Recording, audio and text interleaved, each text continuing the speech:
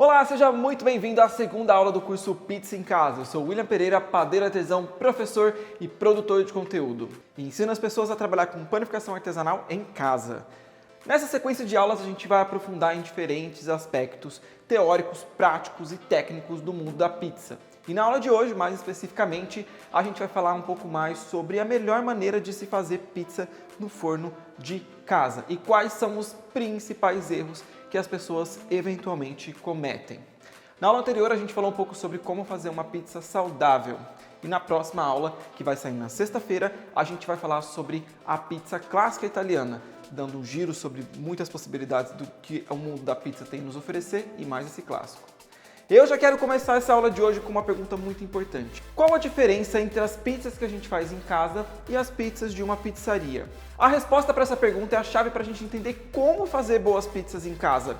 De nada adianta você querer seguir à risca os processos e técnicas dos pizzaiolos, dos melhores pizzaiolos, se você não tem condições operacionais de reproduzir o que eles fazem, já que você não tem nem a prática deles e nem acesso aos equipamentos que essas pessoas utilizam. A realidade é que a principal diferença entre as duas situações é o forno. Por mais que você tenha uma técnica incrível, que só saiba sovar muito bem uma massa e desenvolver muito bem a fermentação, uma pizza napolitana, por exemplo, vai ser assada num forno de lastro, num forno de pedra, a mais de 400 graus. E nenhum forno de casa chega nessas temperaturas, então você não vai conseguir o mesmo resultado. Então nós temos que saber como jogar com algumas variáveis para conseguir que a gente tenha o melhor resultado para o equipamento que a gente tem em casa, que pode ser o forno do seu fogão. Acontece que se você sabe lidar com as variáveis da massa, temperatura, tempo de forno, se você sabe escolher as melhores técnicas para trabalhar a sua pizza, você pode sim atingir um bom resultado trabalhando em casa.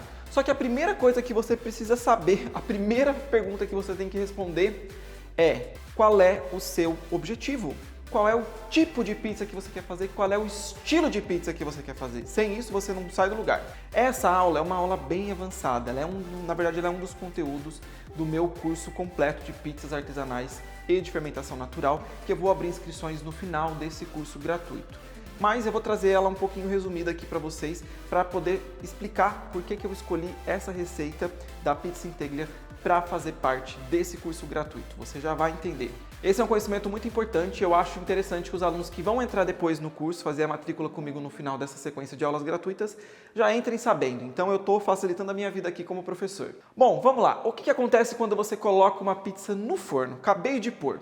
Ao entrar uma pizza em temperatura ambiente, sei lá, 25 graus, dentro de um forno a 250 graus, o calor do ar que está dentro do forno começa a aquecer a massa. E assim que a temperatura da parte mais externa da massa, porque lógico ela vai aquecer de fora para dentro, vai se aproximando de 100 graus, a água contida nessa massa começa a evaporar.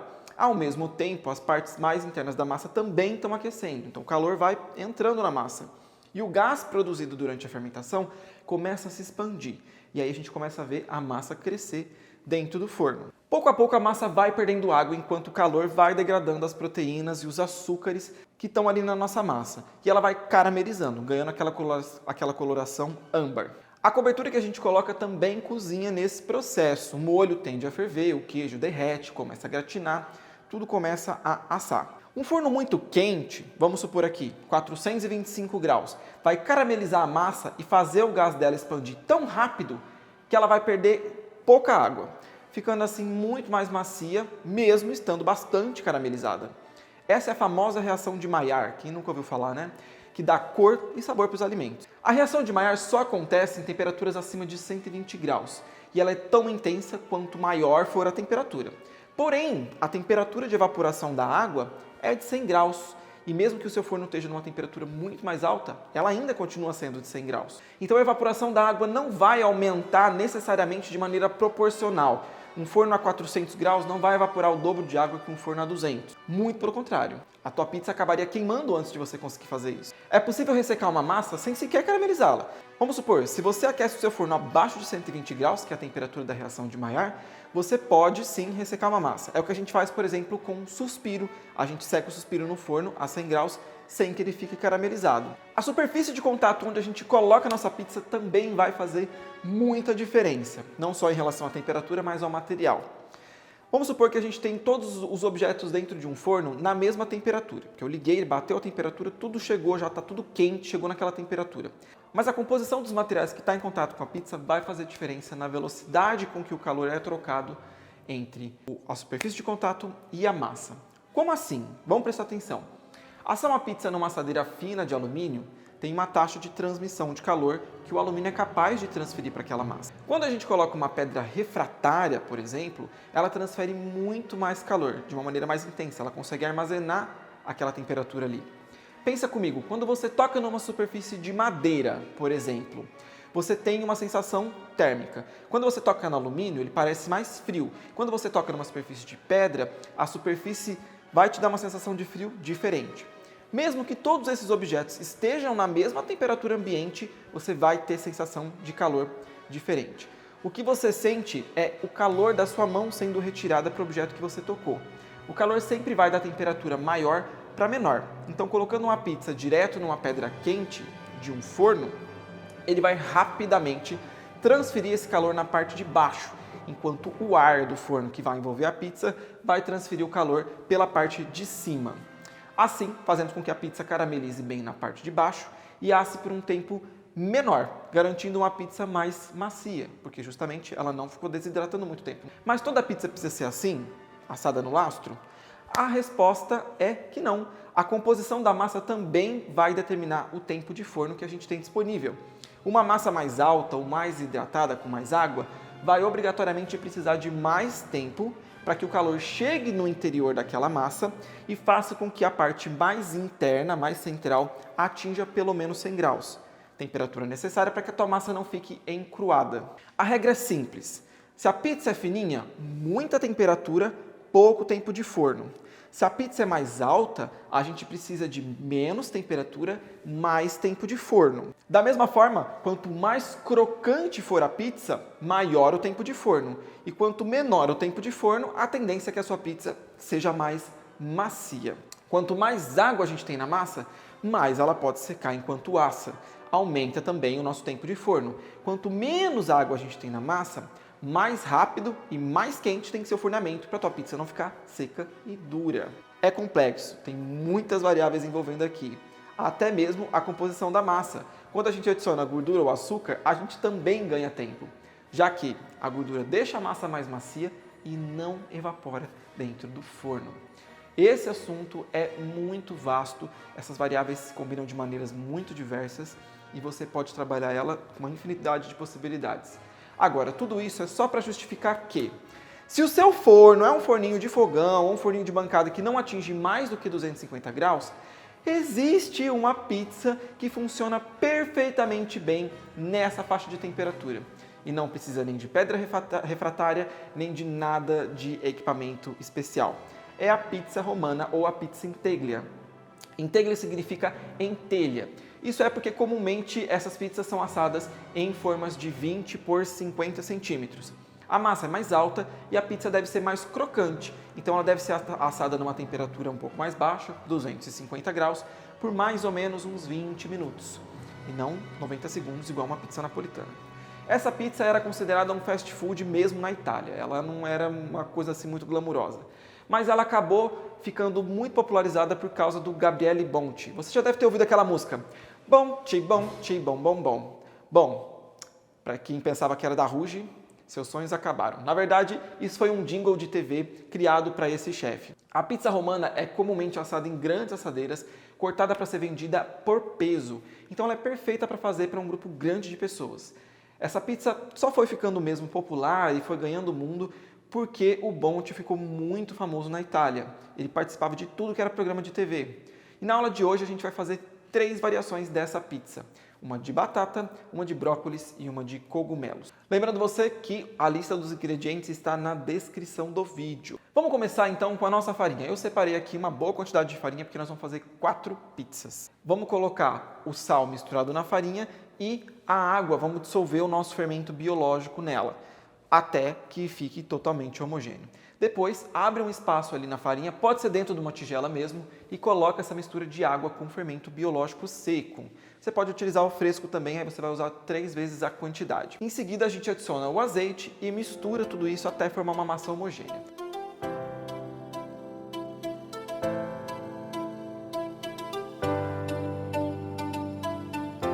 você tem a opção de ir com a massa para a bancada sovar. Mas eu não recomendo que você faça isso. Por quê? Essa é uma massa mais hidratada. Essa é uma massa que vai ficar bastante tempo no forno. Então ela tende a ser mais mole e mais grudenta. A minha sugestão é que você misture bem todos os ingredientes e deixe ela descansando por 30 minutos aí na sua bancada. Se tiver calor, mais de 25 graus sua temperatura ambiente, pode ser até na geladeira esses 30 minutos. Feito isso, você vai voltar, vai ver que a sua massa não cresceu nada, porém ela já desenvolveu ponto de véu. Nós estamos aqui trocando trabalho manual por tempo de espera. O grande segredo para se fazer boas pizzas e bons pães é paciência. Dar tempo para o glúten desenvolver.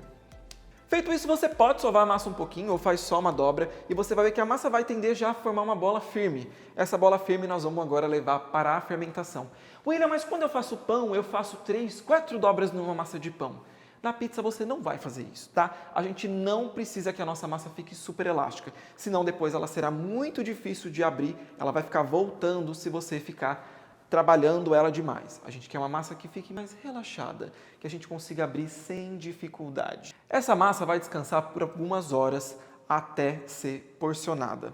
Ela agora já está na fermentação final, então você pode optar por deixar em temperatura ambiente, ela vai fácil aí umas 5, 6 horas.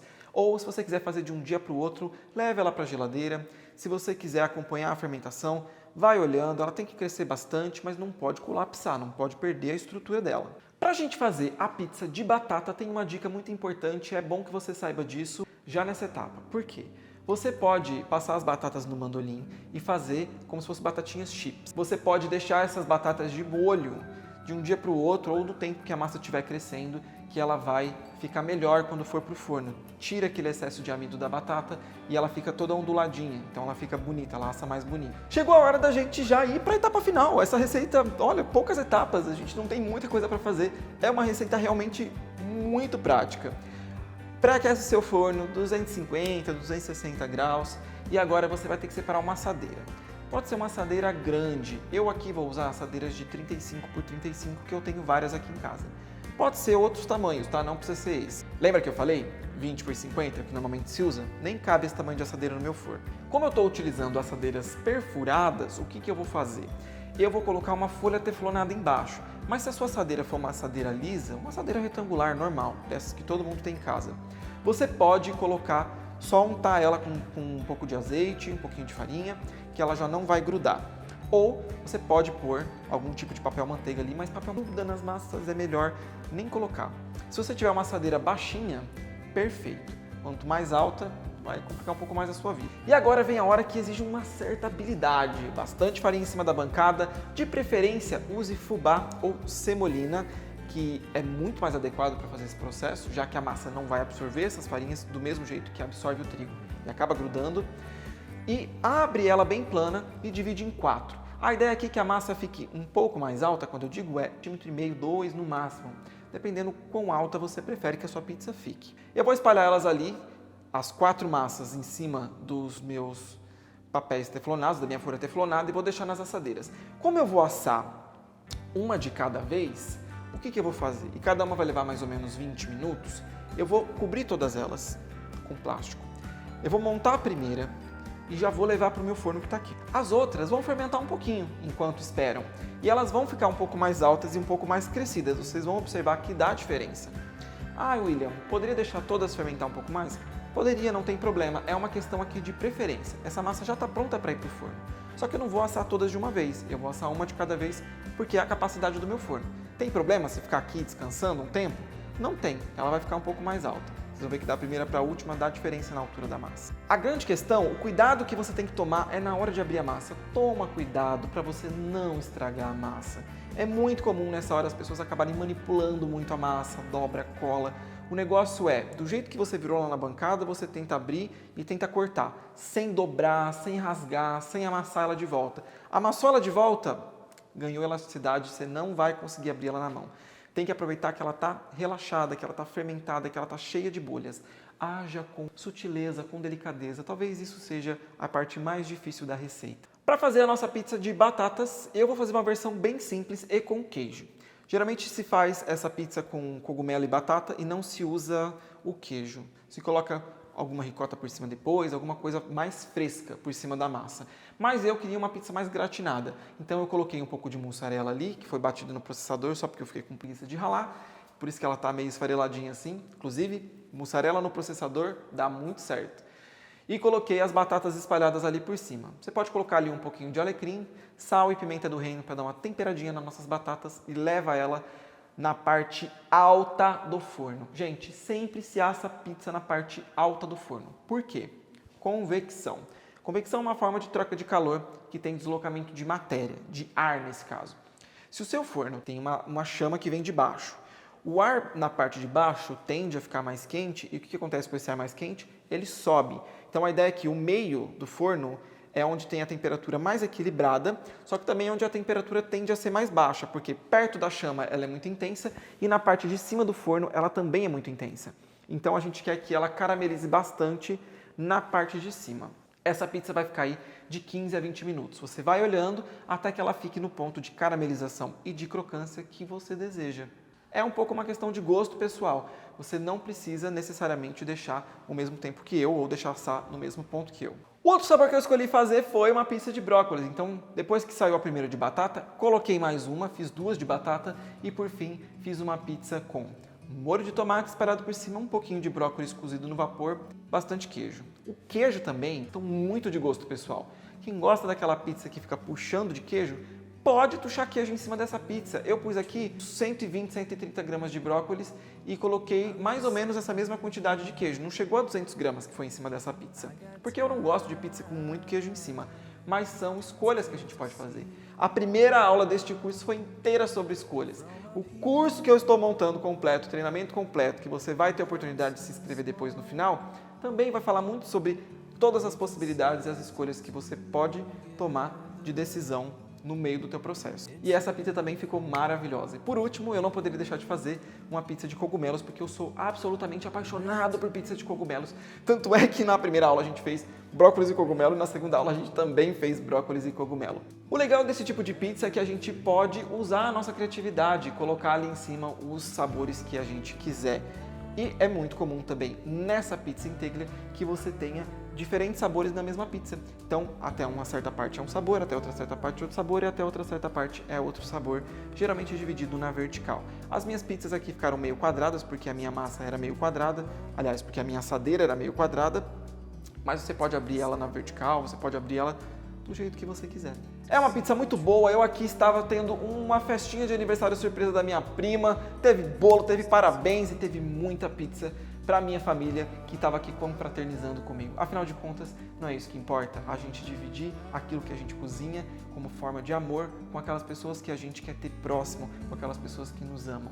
Eu penso dessa maneira e eu gosto de compartilhar tudo que eu faço, principalmente com a minha família e com os meus amigos. E claro, com vocês que me acompanham. E fico sempre muito feliz de saber que um pedacinho de informação do que alguma coisa que eu passei, no final das contas se traduziu num momento feliz de você compartilhando uma refeição com as pessoas que você ama aí do lado daí também. Na nossa próxima aula de sexta-feira vai ser uma aula de novo bastante técnica. Eu vou contar um pouco mais de história. A gente vai aprender mais sobre como é que surgiu a pizza, como é que ela se difundiu pelo mundo e por que que hoje a gente do jeito que a gente tem. Isso é muito importante para a gente entender uma coisa que eu expliquei nessa aula. Você precisa saber qual é o tipo de pizza que você quer fazer para você saber qual é a técnica, qual é o procedimento que você tem que utilizar. Na última aula a gente vai abordar isso com bastante profundidade. Vou ficando por aqui, um beijo e nos vemos sexta-feira.